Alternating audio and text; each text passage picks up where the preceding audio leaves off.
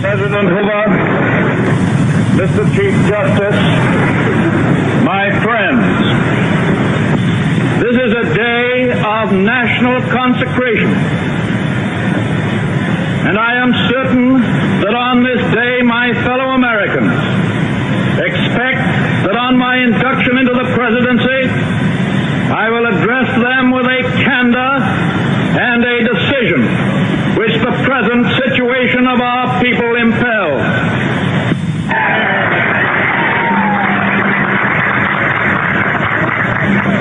This is preeminently the time to speak the truth, the whole truth, frankly and boldly. Nor need we shrink from honestly facing conditions in our country today. This great nation will endure as it has endured, will revive and will prosper.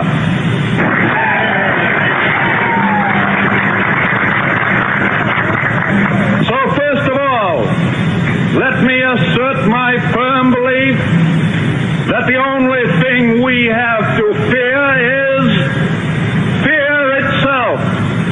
Nameless, unreasoning, unjustified terror, which paralyzes needed efforts to convert retreat into advance. In every dark hour of our national life, a leadership of frankness and of vigor has met with that understanding and support of the people themselves, which is essential to victory. And I am convinced that you will again give that support to leadership in these critical days. In such a spirit on my part and on yours, we face our common difficulties. They concern, thank God, only material things. Values have shrunk to fantastic levels, taxes have risen, our ability to pay has fallen, government of all kinds is faced by serious curtailment of income, the means of exchange are frozen in the currents of trade, the withered leaves of industrial enterprise lie on every side, farmers find no markets for their produce, and the savings of many years in thousands of families are gone. More important, a host of unemployed citizens face the grim problem of existence, and an equally great number toil with little return. Only a foolish optimist can deny the dark realities of the moment. And yet our distress comes from no failure of substance. We are stricken by no plague of locusts. Compared with the perils which our forefathers conquered because they believed and were not afraid, we have still much to be thankful for. Nature still offers her bounty, and human efforts have multiplied it. Plenty is at our doorstep, but a generous use of it languishes in the very sight of the supply. Primarily, this is because the rulers of the exchange of mankind's good have failed through their own stubbornness and their own incompetence, have admitted their failure and have abdicated. Practices of the unscrupulous money changers stand indicted in the court of public opinion, rejected by the hearts and minds of men. True, they have tried, but their efforts have been cast in the pattern of an outworn tradition. Faced by failure of credit, they have proposed only the lending of more money.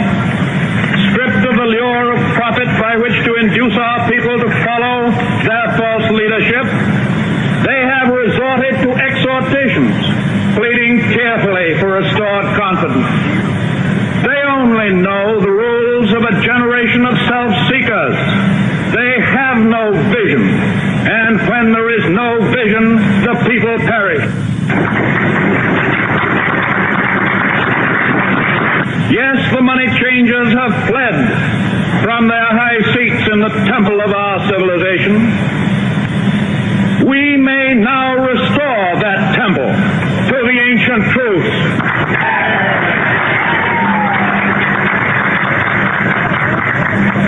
measure of that restoration lies in the extent to which we apply social values, more noble than mere monetary profit. Happiness lies not in the mere possession of money. It lies in the joy of achievement, in the thrill of creative effort, the joy, the moral stimulation of work. No longer must be forgotten in the mad chase of evanescent profit. These dark days, my friends, will be worth all they cost us if they teach us that our true destiny is not to be ministered unto, but to minister to ourselves, to our fellow men.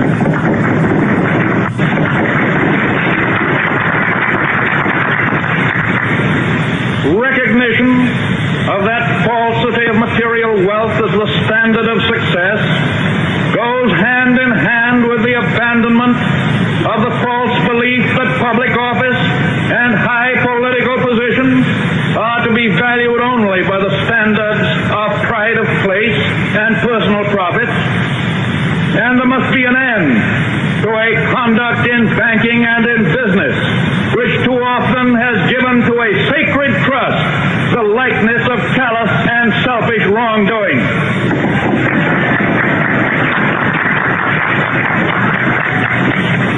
Small wonder that confidence languishes, for it thrives only on honesty, on honor, on the sacredness of obligations, on faithful protection, and on unselfish performance. Without them, it cannot live. Restoration calls, however, not for changes in ethics alone. This nation is asking for action, and action now.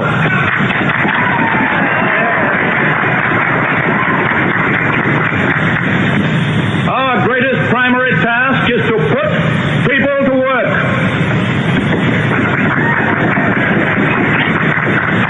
This is no unsolvable problem if we face it wisely and courageously. It can be accomplished in part by direct recruiting by the government itself, treating the task as we would treat the emergency of a war, but at the same time, through this employment, accomplishing greatly needed projects to stimulate and reorganize the use of our great natural resources. Hand in hand with that, we must frankly recognize the overbalance of population in our industrial centers, and by engaging on a national scale in a redistribution, endeavor to provide a better use of the land for those best fitted for the land. Yes, the task can be helped by definite efforts to raise the values of agricultural products, and with this the power to purchase the output of our cities. It can be helped by preventing realistically the tragedy of the growing loss through foreclosure of our small homes and our farms. It can be helped by insistence that the federal, the state, and the local governments act forthwith on the demand that their cost be drastically reduced. It can be helped by the unifying of relief activities which today are often scattered, uneconomical, unequal. It can be helped by national planning for and supervision of all forms of transportation and of communications and other utilities that have a definitely public character. There are many ways in which it can be helped, but it can never be helped by merely talking about it.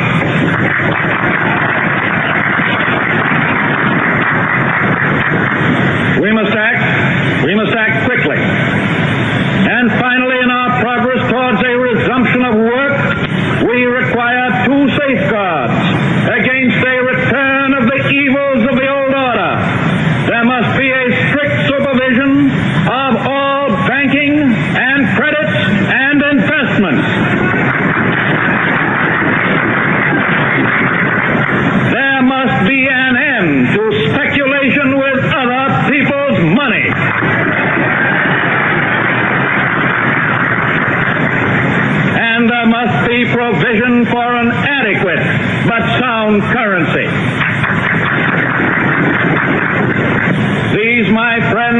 lines of attack.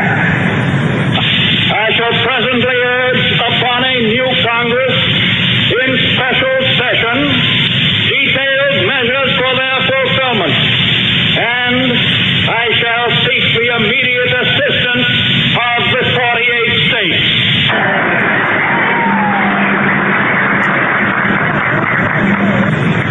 Through this program of action, we address ourselves to putting our own national house in order and making income balance outgo. Our international trade relations, though vastly important, are in point of time and necessity secondary to the establishment of a sound national economy. I favor, as a practical policy, the putting of first things first.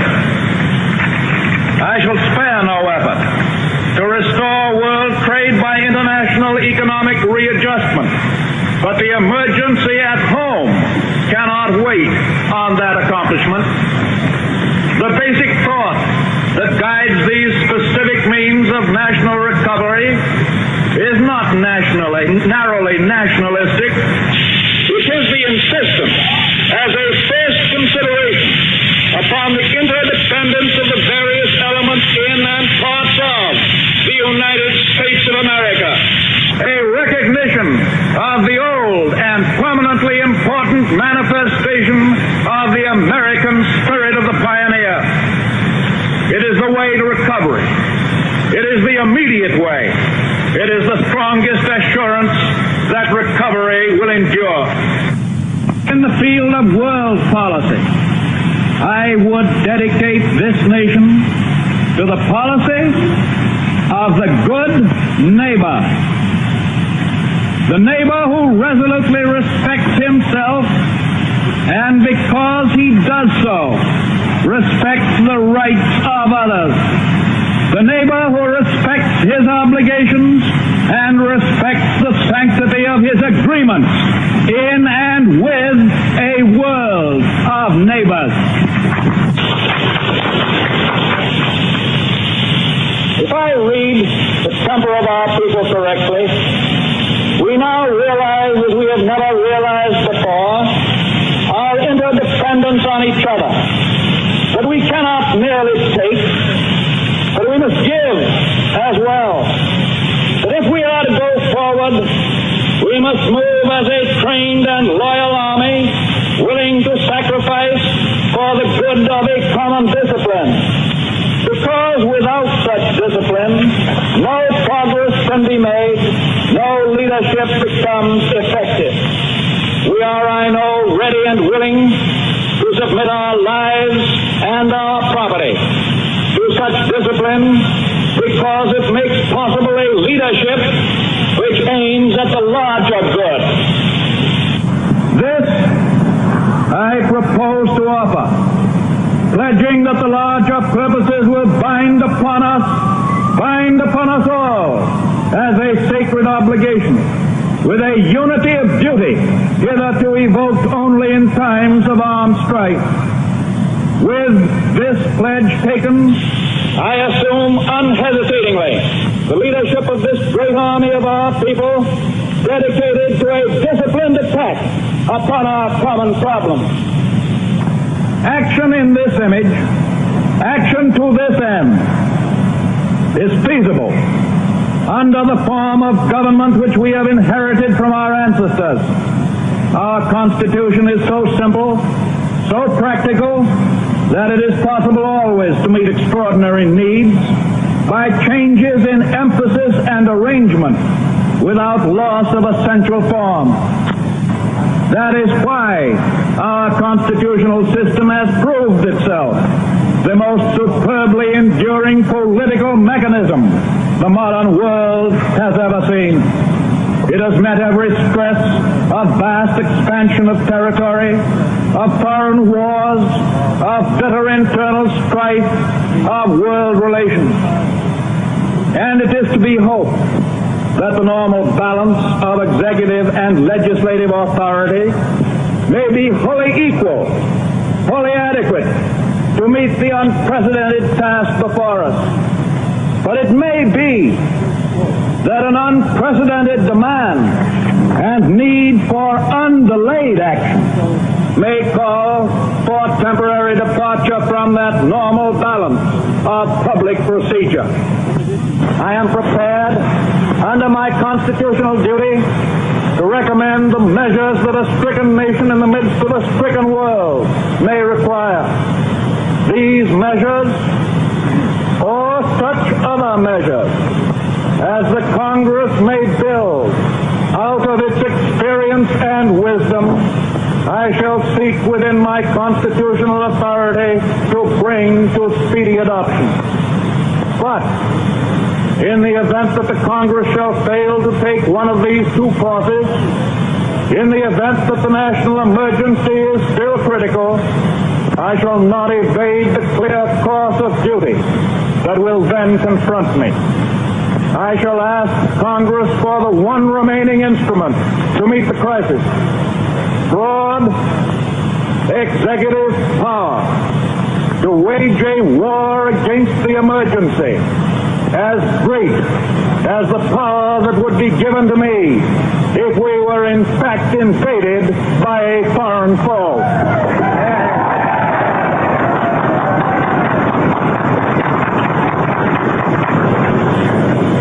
For the trust reposed in me, I will return the courage and the devotion that befits the time.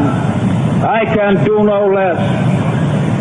We face the arduous days that lie before us in the warm courage of national unity, with the clear consciousness of seeking old and precious moral values, with the clean satisfaction that comes from the stern performance of duty by old and young alike.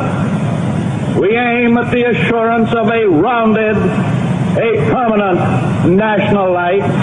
We do not distrust the future of essential democracy.